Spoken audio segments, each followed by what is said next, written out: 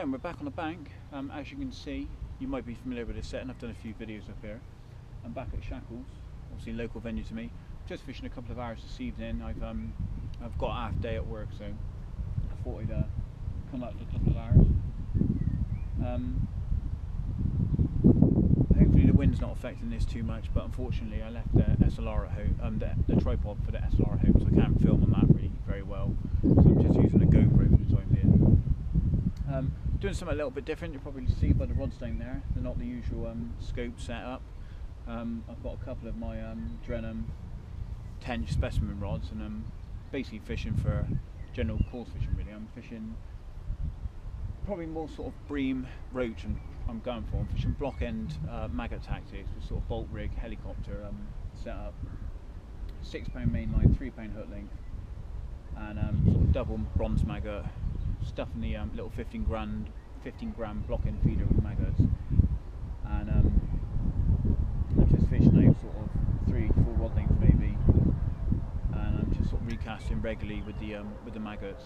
I put a little bit of ground bait out there. It's quite a sort of sweet ground bait, and it's a mix of a strawberry and chocolate ground bait, which I tend to find quite good for the roach.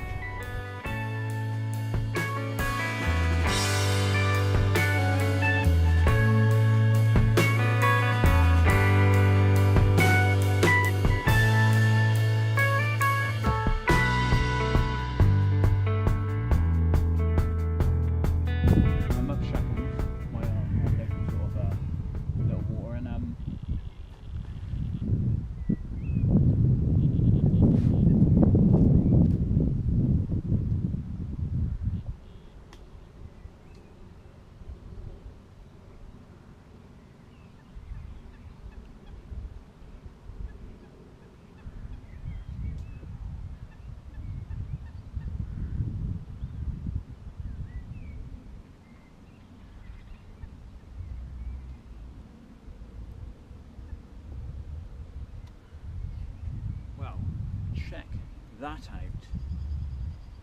Now that is a beast. Yeah, that's what I'm getting issues with at the moment. I'm getting loads of little perch like this, trying to get the maggot. So my bream stroke roach session at the moment is not really working out, because I'm getting pestered by a tiny little perch.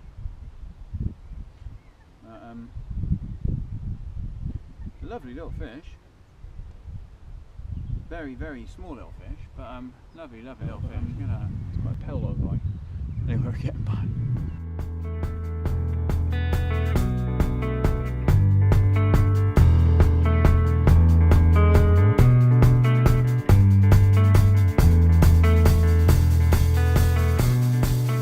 This is the flatbed feeder I use. This is a 25 gram Drenham version.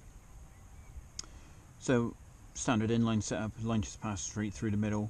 You get like a quick link with these, but I tend to take that off and put on a little uni ring swivel, just to, when you catch quite a few, it does cause quite a few tangles, and it puts a lot of twist in the main line.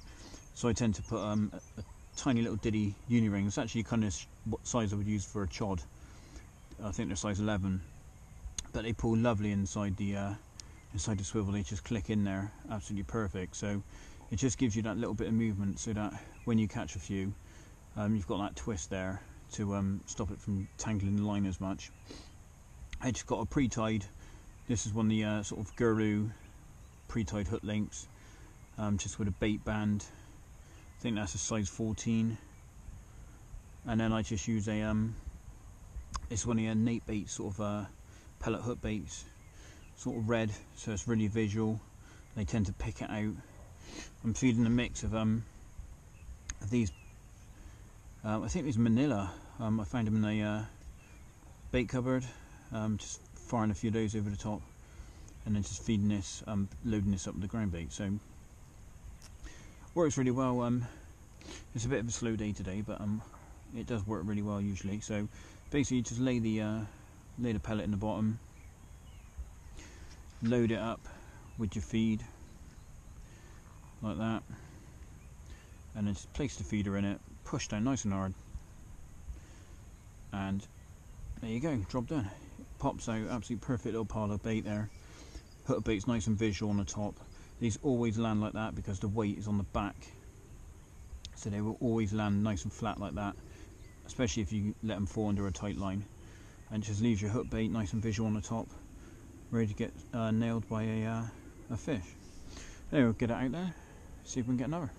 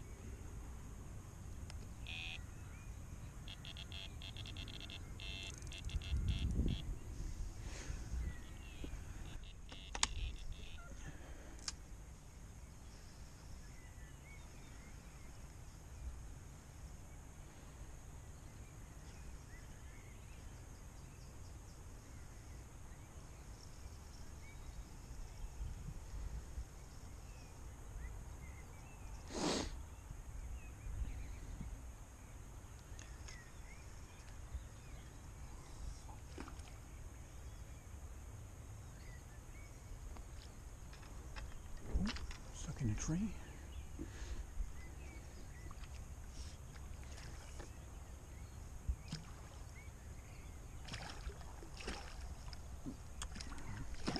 Bit dark in that one.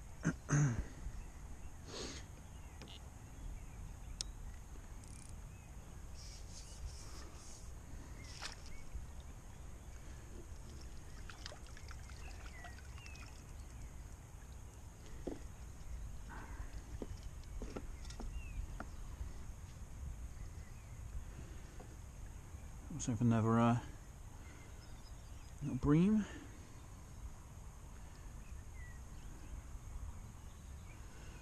What's going on there? What's going on with gill bait? Okay. Here we go, probably smallest one of the day, covered in spawning tubercles already, so they're obviously building up to that. He's still a lovely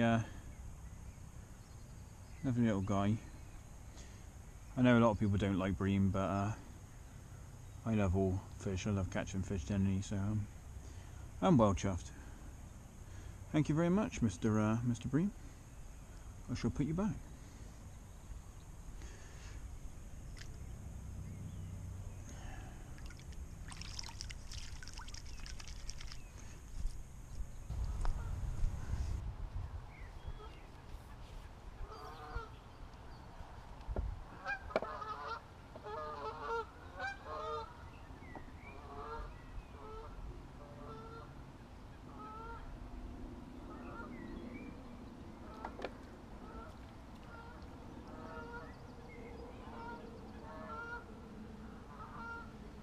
Thought would happen.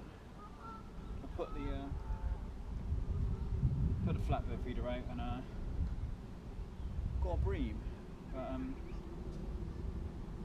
thought that might happen. Took a while actually, but finally rattled off. I was getting a couple of liners, obviously a few out there. Yeah, little one, but something different, isn't it? So they're not as active as you know they are in the warmer months, but it's nice to get a couple of bites, a bit different. Fishing for about an hour and a half, and run.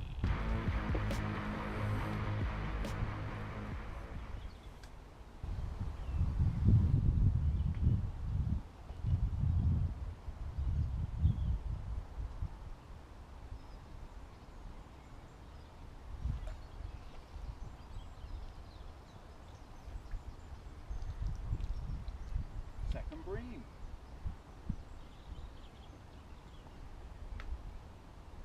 Looks a little bit bigger than the last one. That come on a maggot as well.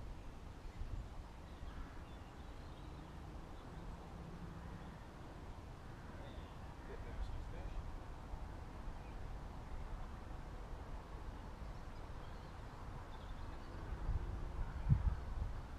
That's a bit better. So it's crapping out the bait a bit. Not a monster, but a little bit bigger than the last one. So a couple of bronze sorted.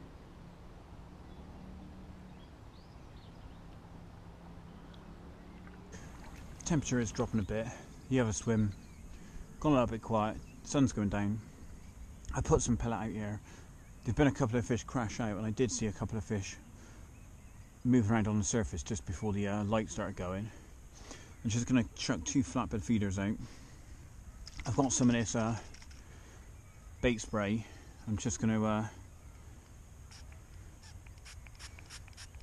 give it a real boost. Now, I quite possibly can catch a bream, but I'm hoping there might be the odd carp in the area. So there's still the odd fish moving around up this end. I think they're mostly up in the water, but we'll see. We'll see what happens. I've got 1 white hook bait, 1 red hook bait. All my kit's still in the other swim. But I'm going to basically just leave these up here. I've got the net lent against a tree. And I just flip these out here. And then keep the sounder box in my pocket on distant so that I can I know if I get a bite, and then I'll go and pack the gear down in the other swim and just bring it up here for the last half hour or so. Let's see if we get a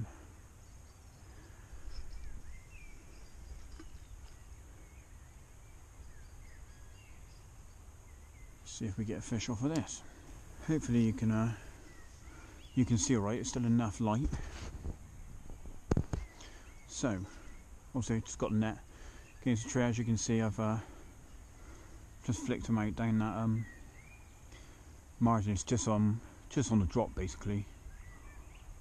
I put probably 4 handfuls of pellets since I've been here, little 6 millers, and I'm just going to see if it produces anything.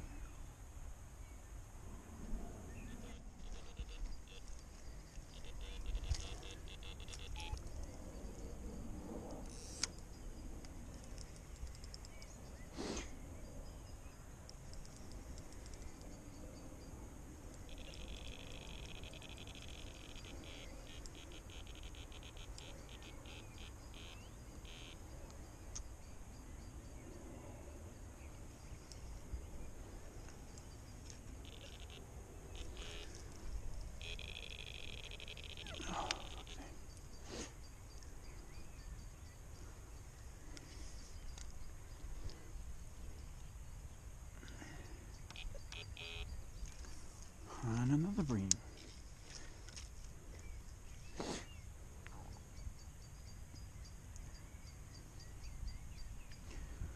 I'll explain those liners.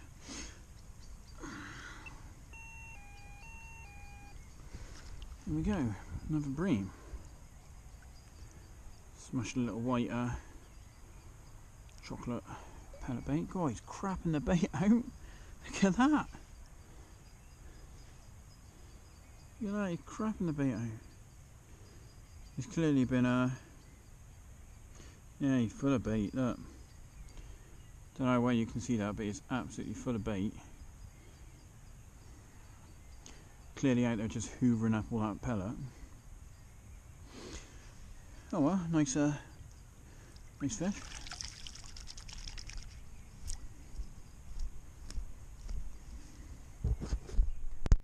Right, I'm going to have to use my phone.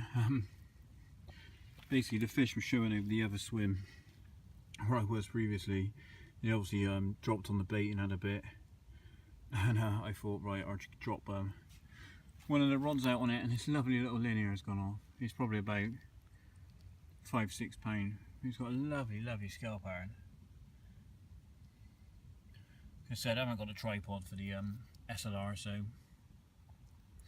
I'm just doing sort of a quick video on the camera. There's the other side. It's got one of these orange spots. There's a lovely look at him. Perfect little zipline. If that had enough food to grow on, that'd be a lovely fish in the future. But Yeah, ripped off. Lovely fight on the 6-pound line and the soft rod. So, anyway, I'm going to get him back.